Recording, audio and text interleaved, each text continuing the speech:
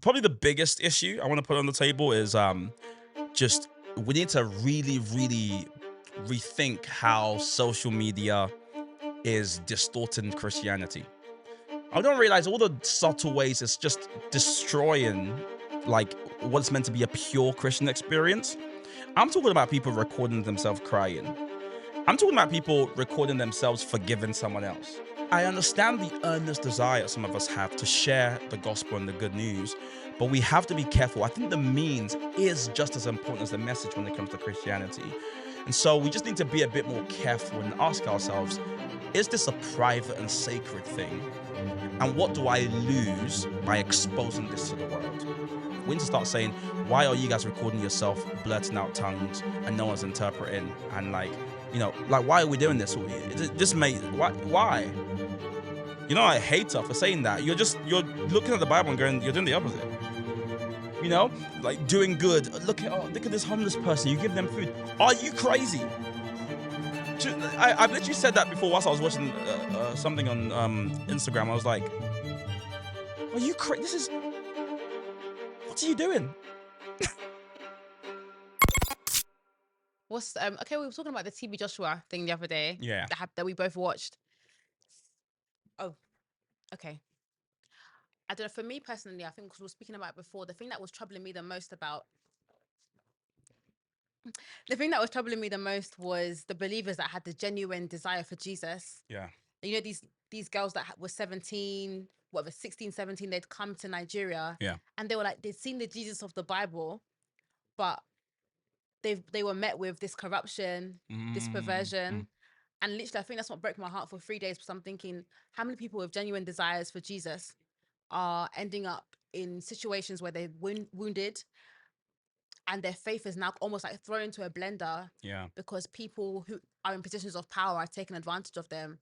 Just really disturbed me so much, man. I'm That still is that recovering. was for me the biggest thing as well about that documentary because yeah, it's the fact that it started with that girl who had same-sex attraction and she said, Yeah. "Oh, I looked at him and I thought he could basically deliver me from it." Mm, And yeah, people have to understand the distance traveled. She then left London mm, to go to Nigeria to like mm. a kind of unknown part just Crazy. because in her head freedom from this one struggle, if you like, Mm, is what she thought would kind of save her essentially. Like the desperation that it takes to leave everything and then to be met with like abuse.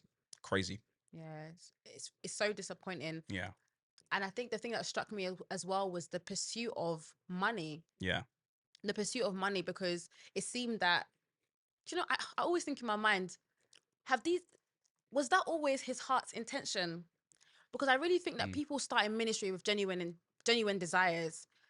And I think along the way, because there's a lack of like regulation, especially like in the Pentecostal or like the charismatic church, there isn't like the diocese like in the Catholic Church, or like the regulation we see in the Church of England. Everyone's kind of like a free for all. Yeah. So I feel like he might have started with a genuine desire, but it seemed to kind of become this Yeah. money making scheme So I would actually question whether his desires were genuine. from the beginning. Now, not just him, Okay. all of us. I think we Mm, make the wrong assumption as Christians sometimes okay. by just assuming our desires are pure.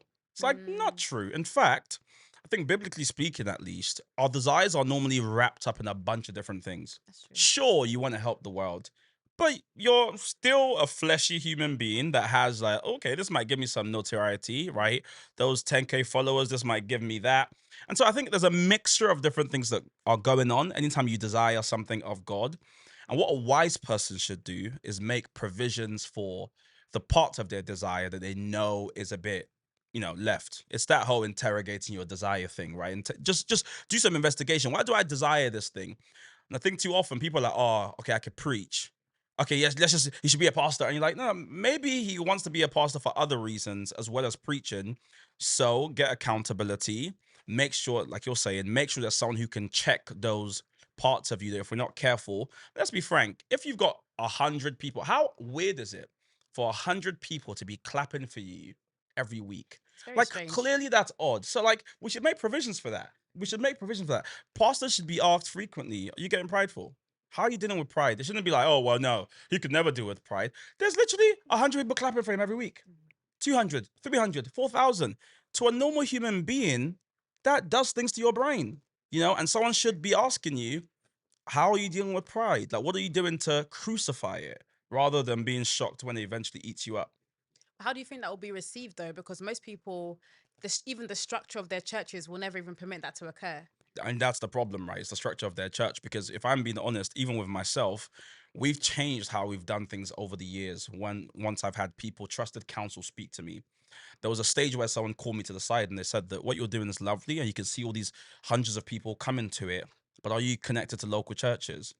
And then initially it was like, why do we need to be connected? We're doing this. But then after a while, if you'd be thinking, the Holy Spirit starts a conviction, you go, actually, we should be tethered to local churches, not even connect. This is not little like rubbing shoulders. No, let's link arms with local churches. So if something happened, you can replace me quick. But then two, we don't get to that stage because there's all these people who have a vested interest in us. There's too many people watching us for me to become some dragon.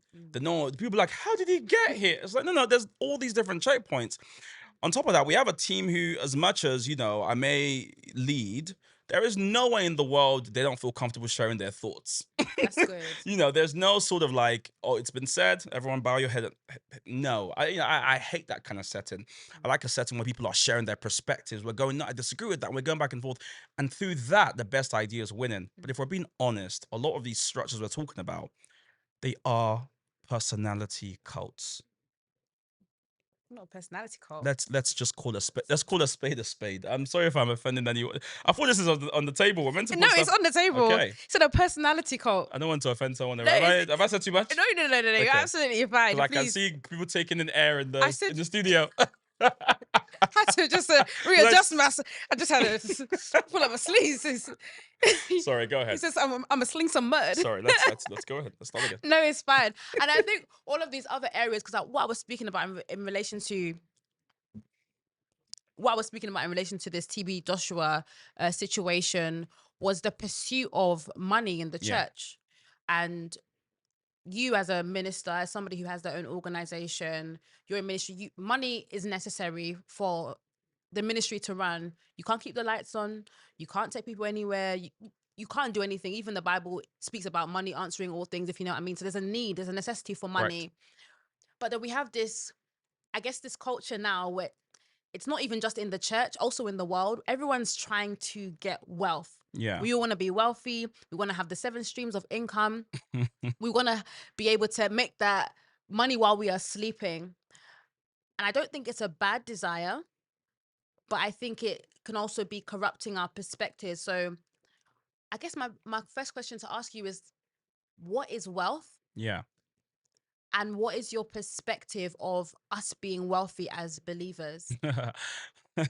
Good questions. Well, obviously I could give you the dictionary definition of wealth, but I'm not sure that's helpful in this context. For the conversation we're having as Christians talking about money, I think there's money, which is, as you said, it answers all things. Ecclesiastes makes that clear. And what it means is not the money can solve everything. If you've ever had a dad and a son and their relationship fall apart, there's no money that dad can give the son that will repair that. So there's some things money doesn't solve. What the scripture's really speaking about is the fact that the observable reality that we live in a world where money matters. Yes. And you need money to make things happen. I think riches and wealth are in a different category. Now you're talking about an obscene amount of money that maybe only a few people can have, that dwarfs what the average person would have. So we're talking about a great quantity, great enough that it's worth remarking about, right? The average salary here in the UK is 30 something K. If I say I make 50K, you wouldn't go, whatever. If I said 150, if I said 250, 600, you can see how then it becomes, that's an obscene amount of money. So we're really talking about essentially a great deal of money, of resources, of mana, of the moolah, right? That's what we're talking about here. Yeah. In terms of us pursuing it, the Bible's really clear. I find conversations, this is going to be an interesting podcast, because I find conversations about money so weird. Why? Because the Bible's so clear, but yet we're so confused about it. Talk to me about that. So there's at least over 2,000 mentions of money in the Bible. Okay. Jesus talked about money endlessly. He Mm. talks about wealth. He talks about riches. About 50% of the times he talks about wealth and riches as him basically telling us how to manage it. He's like, Yeah. yo, here's how you do this. Here's how you look after this. So we will call that stewardship texts. Pretty much the rest is him being like, be careful. That's true. That's it. But most of the things I hear in popular culture is preachers telling people run towards it, go and get it. You know, you got prosperity preachers that preach nonsense like money and wealth are a sign of spiritual blessing. It's a sign that you're in lockstep with God. If you're having a hard month, then somehow you're not praying. Like all these weird things. You go, where is that from? And then folks pluck out some random, Abraham, and you go, okay, but what about the 2,000 times Jesus talks about money? What about the times he warns us about money? He warns us about this big misnomer that people often say, which is, oh, money's just money. It's about how you use it. Not true. Money is sticky. When you hold money in your hand, it's hard to let go of. Yeah. It's why God commands us to give, because when we hold it, it feels good to hold. If Yeah. you've ever had, there's times where I have like a certain amount of money in my bank account, and something about me, the minute money leaves, I feel like virtue is leaving me. I'm like, where's the money? No, he took that money, right? Where at? And you wonder, why is this? Have you ever had a time where it's the end of the month and money lands in your account and you literally feel different? Yeah. That's great. Interrogate that. Why do you feel different? You're the same person. But it's like, because there's more money and we connect it to our sense of self or value or worth, we can actually, our mood can pick up. Yeah. I've seen someone holding their phone and they start smiling. And you go, what's happened? Money. It brings joy. What can I say? Do you know what I mean? It's so It's why the Bible warns us about the trappings of chasing it, of running after it, of how our hearts can get set in it. Yeah. You know? So I wish the church warned us more, helped us be more careful, helped us think about how to steward it, rather than being like, doesn't matter, just go run after it, go chase it, you'll be fine. I think that's a good perspective, and I think we warn about things like sexual immorality. Yeah. Oh, that one is over. I mean, that's Yeah. well covered. It is very well covered, and things like sin and all of those are clear areas that we should be steering clear of as believers. But Yeah. I agree with you that we don't warn about money in as much as we teach about obtaining it. Yeah. So you spoke about, I just want to press in more. You spoke about like us having money is not a sign of blessing. Correct. Why?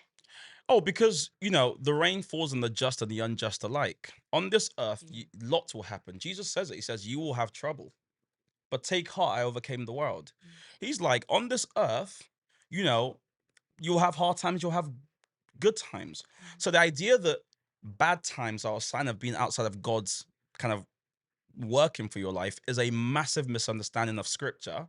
Which literally says, I mean, let's look at, God, I could pick a million places. Let's look at, I don't know, James. Count it all joy if you encounter troubles. Yeah. No, when you encounter troubles. Because irrespective of how much money you have, you cannot inoculate yourself from sickness. It's true. You cannot buy good health. You cannot buy good relationship.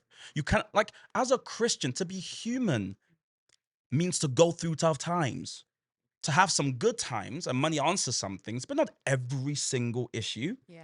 And so to say that money or wealth is a sign that God's sort of working in your favor means to miss the very vehicle that God uses to grow us, to mature us, to deliver us, which sometimes is hard times. Also, note, the Bible isn't, rich dad, poor dad. It isn't Think and Grow Rich. It isn't a manual about money. Am I saying something? No, you're saying something. The thing is, do you not think that God wants us to be rich though? Do you not think that he wants us to be wealthy? And I say this because the people that make the decisions in the world, we know, are the people that have influence, they have power, and a lot of them, they have wealth too. So it seems that having money, it also gives you some kind of control in this world. And when I'm thinking about, like, it's the truth. I got you. To be able to make some decisions and to be able to have a voice in certain rooms and certain arenas. So I hear what you're saying, but my trouble is that what change? Well, can we be limited by the amount of change we can make in the world as believers? If some of us, not all of us, Yeah. but at least if some of us don't have access to certain rooms because we don't have the wealth or the riches or Yeah. the influence because of the wealth or the riches. So I don't know. No, I think it's a very good point, and I totally understand where you're coming from. I think the reason why that's said sometimes though is because there's another big issue we miss in the Bible. Mm, Um, in the Bible, you have a massive, just a ridiculous amount of claims made. But one of the most clear claims made over and over again is God letting you know, I am above it all. mm, To feign over money means to really misunderstand the difference between the source and the resource. Money okay. is but a resource. Mm, If you can get plugged in with the source and you actually know God and his will and what he's doing on the earth, yeah. you may make money. You may make a lot of money. You may make not that much money. It doesn't matter. The amount of resource doesn't matter. Yeah. Because if you know the source, he may determine based on your knowledge, your education level, your capacity, your character, how much money you should have, and then how you should operate in the world. But the idea that every person should be trying to make as much money as they can, Mm, because that's how they get, say, influence, or that's how they really make change, yeah. is a gross misunderstanding. Some of us have been called to be teachers, to Absolutely. have enough money to pay your bills, to raise a family, and to just serve and raise and rear the next generation. Mm, The notion that we've all been called to be millionaires is like, what? Where did that come from? yeah. And what's changing the world got to do with that? Mm, And again, look at the instructions in the Bible. mm, We are warned about the trappings. We're told in Matthew that we can't serve two masters. We're told in Mark to be careful about the deceitfulness that riches cause in choking our faithfulness. yeah. We're told in Luke that it's difficult for rich people to choose Christ over their wealth. In the same Luke chapter 18, we're told that it's difficult for a rich man to enter the kingdom. In 1 Timothy 6, we're told about the love of money and how it's the root of all evil. Yeah. In Luke 12, we're told that the most important asset we have is our soul and not our money. Mm, We're told in Mark 8 that you can gain the world and lose yourself. Like, mm, all these are just helpful nudgings to say that, yeah. yeah, have money, make money, but don't just see it as this thing, Mm, because that's what it wants you to see it as before it starts to essentially choke you up. Because here's the thing, if you make money, nothing wrong with making lots of money, yeah. but I hope you're willing to give away A lot lots of of money. money. 100%. Because the issue is when we have it, we start to store it, Mm, we start to hold it, and we start to attach our value to it. yeah. If you're making money, you're giving money, I'm gonna keep going. Like, keep that equation Yeah. balanced. But when you start to store it, hold it, cover it, kind of hide it, that's what starts to, hence why the warnings are given in scripture. I agree with you. I'm thinking now, what should what should I'm just thinking because in this cost of living crisis, let's bring it home. Correct. Let's bring it home. Because it's difficult to ask people to pursue a more humble life Yeah. when the cost of everything is rising. And a lot of the time you might even hear young boys, or you work with a lot of young people, Yeah. so I'm sure maybe you've had some of these conversations.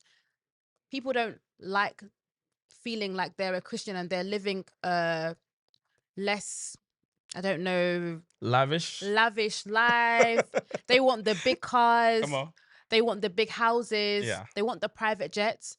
I don't think there's anything wrong with that. With wanting a private jet. Wanting a private jet. See how you talk about cost of living and you talk about private jet. You know, it's Those are on two different planets. okay. But okay, so I'm just saying that. Okay, so I I've take your point though. Yeah. so what I'm I trying know to what you say. mean. I know So what you mean. we have a cost of living crisis. Touch the microphone. We have a cost of living crisis. Yeah. People are trying to make more money, Mm-mm-mm. and then we also have people who have naturally been born ambitious. So it wasn't that when they came into Christ they realized, Mm. oh yeah, my faith could be a money making machine. It's that throughout the whole course of their life they've always wanted the more, if you know what I mean. Maybe you could Yeah. even say it's been a God-given desire for them to pursue something greater in their life, for them to be entrepreneurs. They've wanted to make the 10 million pounds in a year because Yeah. that was something that was innate to them. How do you encourage those people to pursue that thing where it Good. almost feels like a God-given desire Yeah.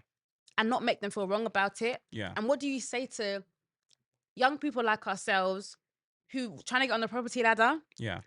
who want to build a good life for themselves and their families, buy a nice car and just feel like they're comfortable in their life, and not feel condemned that they feel like they have to pursue some level of wealth to have that? Yeah. Listen, I have lived experience in everything you're saying. I speak to people who feel like that all the time. The first thing I would say is I don't validate everyone's desire. Okay. So I don't go, oh, that feels like a godly desire, it must be. I'm all about interrogating your desires. Don't just assume because you feel it, it's good and it's God. In fact, one of the biggest issues we have in terms of how we do evangelism is we encourage people to desire the same things they want in their fallen nature, but just change the butler. You want wealth? Okay, rather than getting it that way, come, Jesus will give it to you. That's Yeah. not the gospel. That's just saying, yo, you can stay exactly as you are, but it's just a different way. That's not the gospel. God changes your desires. I hear you.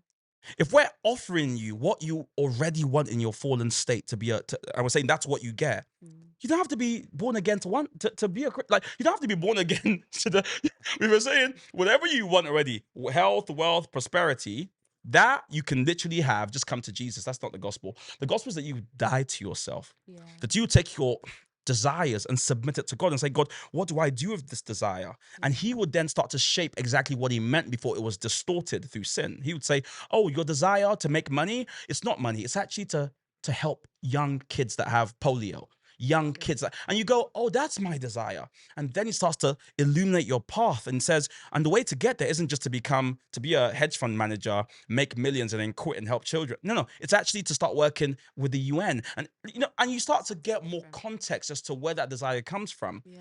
But to just say I desire wealth and then I'm going to help the world is like, one, who told you you're going to live that long? And two, maybe that's your path. I'm not sure it's necessarily God's path because you haven't submitted that desire to him. Now, let's be very clear here. When we speak about this, when we say we reject the prosperity gospel as an abhorrent heresy, people go, so poverty. Poverty is my lot. And you go, no, it's not rich or poor. We've jumped away from rejecting the excesses of riches. People go, you must mean the excesses of poverty. No. What about contentment? Yeah. 1 Timothy 6:6. Godliness plus contentment is a great gain. What happened to enough? What happened to, okay, this is where I should be? And that's what I have a problem with sometimes, is that people often, and you know why they do that? Because they're so scared of letting go of the concept that they're meant to be rich. Like, you must mean I should be poor. No, you can get on the property ladder. You can buy up. By the way, I hate to say this on because it sounds that way, but I have money. Yeah. So I'm not advocating He's this. saying this while he's in his, I'm going to look at the camera, he's in his ivory tower. No, I'm just joking. No, he's saying this while he's in. No, I'm saying that to make it clear to people that I'm not advocating poverty. You're not living in poverty and saying nor this am I from saying we should all be ignorance. poor. No. Yeah. You make money. I run multiple businesses. We make money. Come on. Money. No, but I say that to say that I'm just we fully deal in money. Money is like oxygen for a business. Yes. That's the way I see it. Money is oxygen. If we don't have any money, the business closes down. So we have money. We use money. Money is important. Money answers all things. But I had to learn super young as an ambitious person to take a few steps back from my love of money and to really investigate what that love is for. So if you know me personally and you say, Michael, what is Michael's heart beat for? You know it's like changing things. Yeah. You know it's the world. You know it's making society. Like, these are the things that excite me. Yeah. Money will be part of that. Yeah. But there's no way you meet me, you go, that boy loves money. Money is just the tool. Yeah. And by God's grace, I might have a lot of it or a little, but that's not interesting to me. It's the change I'm after. And money is just one of the ways you get there. And I think if we investigate our desires, the Holy Spirit may start to illuminate for us really what we're actually after. Yeah. And 9 out of 10 times, and some of the most impactful people you're talking about, it's never money. Yeah. The biggest billionaires in the world were trying to solve a problem. That's so How do we true. connect people? How do we have like that's their interest? You know, Bill Gates that we talk about wasn't like, how do I become a billionaire? What's the quickest? No, it was software. It's a programmer Yeah. that lot software, and because he solved the problem and the problem was at scale, he made money from it. But you see how they're putting a problem before money. It's not the other way around. And as Christians, we debating forever. How do we get money? And we're making no impact in the world. Okay, guys, I know you're enjoying the episode, and so am I. But I stopped by quickly to say, since you are, would you like, follow, and subscribe? Okay, back to the episode. That's so interesting. That's really what you just said now has really struck me, because I think if we taught that more than pursue money, pursue getting rich, get wealth, I think that it would also protect people's hearts, Big time. because immediately you're in a more Christ-like space when you're seeking to serve other people than just seeking to gain money and buy the private jet for your own selfish use. By the way, I don't think anyone needs a private jet. I'll be honest with you. The people who say, oh, our ministry schedule is just so busy, we must have a private jet. Respectfully, stay in your country, mate. It could be for safety though. You know, some people come from Safety. some environments. We trying to bomb the plane, you know. Oh. You never know. Right, and they should survive. But me that I just flew in from British Airways. My life doesn't matter. No, back to Just Sha. well. But I just think if you can afford it, I don't feel shy about these things, because you have It's to up to you. understand how obscene it is to have a private jet. You have to understand how much it costs. yeah, it is very expensive. Like for me, and by the way, as someone who's interested in money, I've done lots of kind of watching of documentaries, listening to pastors justify. Yeah. I'm yet to hear one compelling reason why you must be the one in South Africa saying those words. Oh, God won't move. It has to be you, and you have to go on a private jet. Wow. Heavy is the cross, eh, Abby? Heavy is the head. More caviar, please.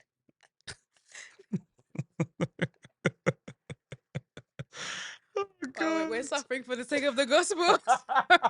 Imagine Paul. Oh, join in like Peter and Paul. What happened to Paul again? Oh yeah, he was crucified upside. Oh right. Just Coke. I asked for Coke, not Sprite. Just Coke. Yeah, Christianity is a lot different from, sorry, I'm trying. It's pass me the caviar, please. The narrow road. Honestly, the cross, Lord, crucified. There was turbulence on the plane. Yeah. This is a narrow road. Anyways, carry on. Sorry. Carry on from there. Okay, so, well, past the caviar, that one, it'll stick with me. So we're not to Do have... you like caviar, by the way? I don't think I've had caviar. Sorry, no, I'm not... I had it once and it was It doesn't... not It nice. looks revolting. It was, I pretended I liked it. I was like, but in my head, I was thinking, what on earth is this? I do not like it. Some people love it though, caviar on Yeah, toast. people Or do whatever. like it. I've seen it, but it really does give fish eggs because it is, but Yeah, literally. it looks like what it is and it doesn't look appetizing at all. Yeah, it's not nice. But anyways, It isn't nice. Yeah, so we're not to have this mindset where we're in constant pursuit of money, where we love money, we're so highly motivated by money, and we're missing the point of, being servants to our world and like building for our communities. But it's also an issue of people having a poverty mindset. yeah. What is a poverty mindset? I was gonna ask you because I have no clue what that means. It feels like another thing that folks invent based on rejection of the prosperity gospel. I hear you. They go, oh, so you must have a poverty mindset. And you go, okay, if there's someone here who believes they should be poor, Yeah. and they should struggle through life and not be able to afford anything and be on the streets and stuff like that, that would be a problem. But I don't think I know anybody that believes that. Most people who end up homeless is not because they want to be homeless. Yeah. It's normally because of a bunch of different things that's happened, right? Are there some people who think poverty is a virtue, i.e. not having money is a virtue? Yeah. Yes. I think there are some people that, I think they would be wrong, right? And not being able to provide for your kids is not a virtue. Yeah. Hence why the question is not even biblical. Not being able to be a good father, not being able to leave an inheritance for your kid. Like, that's bad. So anyone who has that, they clearly don't have a good understanding of the Bible that talks about being a faithful steward, bringing up your children in the way of the Lord. It's hard to do that if you're not able to teach them temperance and balance. Yeah. But I don't think it's this widespread mindset thing that most or even a lot of people have. I would say it's almost like I would say it's in the statistical anomaly part if you're kind of weighing up people that have that. But I take your point though. I think thinking in that sort of way that I've defined is problematic. Yeah. But if you ask me, Michael, what's the biggest issue today? I wouldn't say, oh, it's all these poverty Christians. No, that's not the biggest issue. Hence why that's not what I spend my time focused on or what I write articles about, because that's just not the biggest issue. Yeah. People who have that sort of mindset have a bigger issue, which is they don't know how to interpret the Bible, right? But the biggest issue is how we've managed to create a space for charlatans and folks who clearly love money justify using a couple of obscure scriptures why you should orientate your life around the pursuit of money. Yeah. And somehow we're shocked when like we see them engulfed in scandal. Yeah. We're like, oh, how did that happen? Well, look at these 20 Louis bags and 100 like look at the kind of clear ostentatious way You said like linguistics. people are carrying themselves. Are you shocked that their desires are skewed? Why is no one asking that? I'll never forget. I won't say too much because I might give too much away, but I was somewhere where for the pastor's birthday, he came out and he was like, the church surprised me with a car. And he's like, but I can't take it. It's too much. And they're like, no, Pastor, you must take it. And he's like, I can't take it. They're like, oh, Pastor, you must take it. And they're going back and forth. And he's like, I can't. Guys, it's too much, whatever. The next week, he drove the car to church. And I thought to myself, clearly, You were going to take it. Clearly, you didn't want it. I was thinking to myself, in what world do you genuinely believe your church has wasted money? Yeah. And you're like, well, I guess I have to drive the Range Rover. Oh, was it a Range Rover? Yeah. Oh, it's nice. And I just thought, and don't get it twisted. This is not me saying you should never give your this is what people do. They hear something, they run to the other end. So you're saying a pastor should be poor, you should live on the streets. No. I'm just saying two things strike me about that. One, the fact that your congregation think you'll be impressed and you'll love a Range Rover that they've raised through church funds says a lot about you and the kind of leadership they are under. Really though? For sure.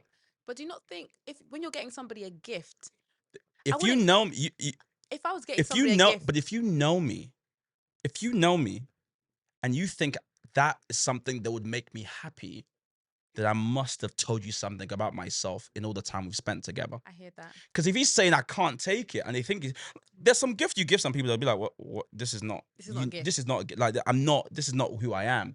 Like if you bought me right now, if you bought me like a gold chain, or like, I mean, you don't even know me that much, but I would hope by even a short time you spent with me, you can realize that would be a stupid gift for me, right?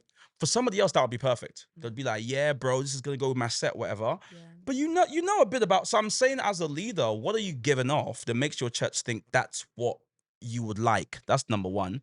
And number two is, if you genuinely didn't want it, you do not have to keep it. Yeah. You can say, guys, I'm sorry, this is a waste of money. Yeah. Like it is way too much money wasted. Like I'm good with a car that's not that, whatever. And you can spend that money doing something else. Right now, let's not hyper focus on that example. People are like, Range Rover is more expensive than that. That's not the point. Yeah. The point is, as the leader, you have a lot more agency than he was faking on that stage. Oh, I go. They've locked my hands. Oh, look at, making me turn the key of the ignition. Come on, brother. Come on, brother. Come on, brother. Oh, it's on. Oh, I guess I have to drive. You know what? Come on. The thing is, though,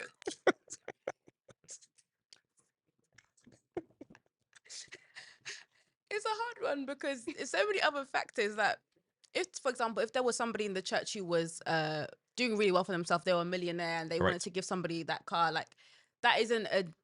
It might have just been from their own desire, or somebody could have formulated the desire, for example, for the pastor to give him the gift. It might not have necessarily come from his own heart. I understand what you're saying, and Yeah, you're like, I wouldn't give somebody a gift that they wouldn't desire for themselves, but there's no 100% guarantee for sure. that it was his But desire. if It you're could have gonna if been. you're gonna spend £60,000, I think you'd probably want to check if they will like it. I guess Do so, you know but what I mean? I mean, Of he course, doesn't like a like Range Rover. I mean, this is. I mean, some people. No, but some people that's just not. their That's not thing. them. They're I hear not that. into fancy cars. Do you know No, what I I mean? get that. So that's the point I'm trying to make. Is for some people it would be so out of their world that would be like, Yeah, what? Why? And bear in mind, a Range Rover is a car that gets yeah, you around for sure. But it's a specific type of car. It's a car that's known for being expensive. It's yeah, not even the most spacious kind of SUV in that sort of range. Like yeah, it's clearly a kind of car that displays a certain amount of wealth. There's a reason why lots of people break into Range Rovers in London and steal yeah. it. There's a reason, like we're not I living hear in you. some fictional world. We know what a Range Rover is, right? It's Yeah, not some sort of like, oh, thought you might like it. I mean, let's be honest, right? But again, I don't want to get into lost in the examples of the specific things. I'm just trying to say we have to be careful about saying it's either the range or like I'm walking to church. yeah, It's like, but what about all the different gradations on your way to the range yeah, that as a Christian body we can talk about more? yeah. What if we turned our eyes away from obscene displays of wealth I and we hear started you. focusing more on just like contentment, having enough? Yeah, Having enough. I told a story once about the two billionaires that apparently shared a therapist. yeah, And one billionaire, they were friends, these two billionaires, but they shared a therapist. One of the billionaires would go out and he would buy something lavish, yeah? And his friend would see it, would get jealous and buy something bigger, would mm, buy a bigger car. Then one would buy a house, then the other would buy a bigger house. And this they just kept on going back and forth. But whilst this kind of game was going on, they would always go to the therapist to complain. So billionaire A would be like, every time I buy something, this guy is so annoying. He tries to buy a bigger thing. Who does he think he is? And then billionaire B would follow suit, after and say, "Ugh, this guy is irritating. He's always watching my pockets. I buy yeah, something, he proves to me he's richer by buying something else. It's too much, right?" mm, And one day the therapist was listening to them sharing their stories, and she just started chuckling. She just said, and they were like, "Why are you laughing? Like, what's funny about this?" And she said, "I have something that both of you will never have." And immediately they kind of they're like, we could buy you 100 times over. yeah. Like we know how much you get paid. Like this is you're cheap. We can buy you 100. And she said, but here's what I have that you don't have, and you'll never have. I have enough. Mm, And he said, you guys are destined for this race to the bottom because you have no idea what enough is. So your mm, happiness, your joy is tied to bigger and bigger and bigger, which means you never really experience joy. yeah. She said, I've got enough. I'm fine with what I got. Um, And that's really what the Bible's warning us against is when your heart gets set on this thing. Remember, Matthew, where your treasure is, your heart will be also. yeah, Our hearts follow our money. Why don't we chase all these things? Because we want to train our hearts to focus on the right things. yeah, That's the real teaching here. It's not about who has more or money. It's about training your heart. yeah. You want to know what you care about? Check your bank statement. Mm. That will show you Nando's. what you care. I've done this multiple times where I'm like, Mike, you care about Amazon. You ought to buy shares in this company. Yeah, You should become a chairman, a board member because that's what you like stuff, gadgets. That's where your heart is. yeah, Why don't we turn this and start giving money to things that matter yeah, and start training your heart to follow important things? That's the conversation we should be having. mm, But unfortunately, we get stuck on this sort of yeah. that one. No, I think it's important, like what you're saying about contentment. I think especially as young people, and we're trying to establish ourselves, we do want to be wealthy. We do want to have nice Yeah, things. We don't want to simultaneously feel like we're falling behind in life, whatever correct. that Yeah, means. yeah, yeah. So we need to have contentment because otherwise we'll never have rest or peace. I recently read this book called The Ruthless Elimination of Hurry. Yeah. John And Mark Comer. yeah, wow, what an amazing book. I was saying it's so countercultural Yeah. because we're always taught to keep pursuing, keep going, keep chasing after things. But I think the same message that you're saying right now is that we need to just learn how to almost stop and to just look at, well, actually, do I have enough right now where I am, and do I need to keep pursuing for more? Yeah. And I think oftentimes we'll find that we don't. And if we were to pause and just actually look at our lives, we would be content with where we are. Yeah. And I think it's even the culture, because of social media. We're always looking at somebody else's, like the billionaire, someone else's pocket, someone else's lifestyle. They've gone to Jamaica, let me go to Jamaica. Or they've bought a new watch, let me buy a new watch. And we're constantly maybe even pursuing lives that Yeah. aren't, that we don't actually even want. And I was thinking again in relation to the poverty mindset thing, a lot of people, especially coming from a Black background, Yeah. a lot of people grew up in struggle. Come on. They grew up, they're not knowing when the lights are going to come back on in their house. They were eating meals, sometimes not every single day of the week. They only got free school meals at school. Yeah. And so they've grown up in poverty. And I think maybe even for some people, their pursuit of this wealth now as a believer is because they've known what it means to be poor. And so the opposite of being poor is being rich Correct. and not being content or having that place And called I'm so enough. glad you said all of that, because that's literally my story. Mm, And you said it in a couple of seconds beautifully. For me, it probably took 5, 6 years of working that out. That my chronic addiction to busyness, my drive for more, was to try and protect myself from ever being in a position where I could want something and I couldn't afford it. yeah. So imagine when I got to a stage where, because I've got to the stage where some of like my desires were matched by the money I made. Like if I wanted something, I could buy it the same day. I was like, oh my gosh, this is amazing. Mama, I made it. But you know what happens? Then my desires start to get bigger. And then before you know it, I start the rat race. So you're right. If we all interrogate our drive, we would find out that a lot of us are actually just overcompensating, or we're grossly overcorrecting. Yeah. Because of what we've experienced, we're running to the other extreme. And John Mark Comer, the guy you speak about in his book, there's in the sort of first third of the book, he's reflecting on his journey, and he speaks about how a lot of us, we go out. So we live in London, Yeah. for those who are kind of listening or watching, and we also about changing our city for God. But the reality is, a lot of us end up getting changed by our city. Mm. Like the city bleeds into us. This city of hustle, hustle, more, more. Like you can never have enough. It bleeds into our lives. So rather than changing the world, we look exactly like people who don't know Jesus. Yeah. Just running to work, also worried about the next. Like we basically want the same thing as them. We've just chosen a different butler. When the promise of the gospel is, come to me and I'll make you new. I will change you from the desire level so you can want something different. Michael, when he was 16, if you told him would be speaking like this about money, Yeah. I'd have been like, no. He wanted to be rich. I really, really, really wanted to be rich. And it's funny, maybe someone listening can understand. Always felt like I'll be rich. I don't even know why. Me too. Like I don't know what. I Like just know it. now, God will know whether that's a blessing or a curse. I need to chill out. But like I've always just imagined myself kind of being like, "Hi, could you bring the car in for me?" I just couldn't be. Being like, what we having for dinner to the chef. Like I've always imagined these things, and so without knowing it, my life has been built around how do I acquire these things. And when I started to interrogate it, slowly one thing fell apart, then another thing fell apart, then another thing fell apart, and now I'm a massive advocate for contentment and having enough, and not building a life of bigger barns, bigger barns, bigger barns. I think you're still on a journey to have those things, but you just won't be with the wrong heart. I mean, who knows? We'll see. And I think, and that's what I was saying before, like, I think you made a good point about we come into the faith and we're made new by Christ. And oftentimes we don't surrender our desires to Christ so that they're not changed, and we're still money motivated coming into the faith. I still want to make this much money when really it should be, well, how do I at least partner with God to be of help to this world that I live in?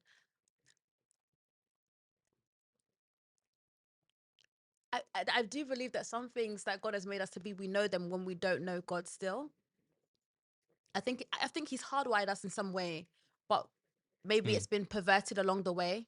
Well, that means we don't know it then. Because we don't know the truth of it, right? Yeah. They're distortions. I think I get what you mean. There's distortions. Like Yeah. we can kind of, it's kind of person I'm gonna be, but I don't see you not being a wealthy person. I just don't think it would be Yeah. with the heart of I want to get more money. Now it's that, how do I give more? But here's the How point. do I Here's the serve point. more? It's not my aim. It's not your I think aim, yeah. this is the difference. Is what are you aiming at? And I think that's the beauty Yeah. of Christ, is that we might still get those things. Yeah. There's a chance of that. And we might not. And we might not. And that's not God punishing you. Exactly. That's not God's best for you. Yeah, we might not get those things and we might not. But if you do end up there, Yeah. it'll be with the correct heart, and it That's wouldn't it. have led you away from Christ at the same time. That's it. And your eye wouldn't have been, or your heart wouldn't have been soiled by the love of money on the way there. And the key thing there, by the way, because I agree with the last thing you've just said, is you have to get to the stage where you're like, and even if he doesn't, Yeah. it still is his best for me. And he's still good. Whereas we hold God ransom. You must make me this, otherwise you're not God. Give me the money you promised me. like some landlord going to a tenant. It's been 4 months. Give me, and we're like, if you don't, and then we have all these pastors that regurgitate this thing. Yeah, if you're not wealthy, healthy, if you don't have all these different things, then somehow you're not correct with God. Come and give an offering. Come to this special event. We're gonna lay hands on you. No, we need to kind of unlock something for you to be living in riches. And it's honestly, it's just tomfoolery. It's nonsense, right? We don't go to God and say, God, do this. Yeah. We go to him and we submit our desires and say, God, what would you have me do? Yeah. That's a totally different interaction with God. 100%. Oh, it's been. She said, well, no, it's been good. Like, now I feel stretched. Like, we've laughed, Sha. We've laughed, man. We've laughed. It's been an insightful conversation. Yeah. And I think it's been a refreshing perspective on the topic. And hopefully, yeah. That's enough. It is well. Like, it's been a pleasure. God will help us all. He will help us figure and these things deliver out. us from our social media addiction and ministry. By the way, you should start with me, because I'm talking about us. Yeah. God knows how many stuff I put in. I've used. I can Okay, never next. stop. I've used it.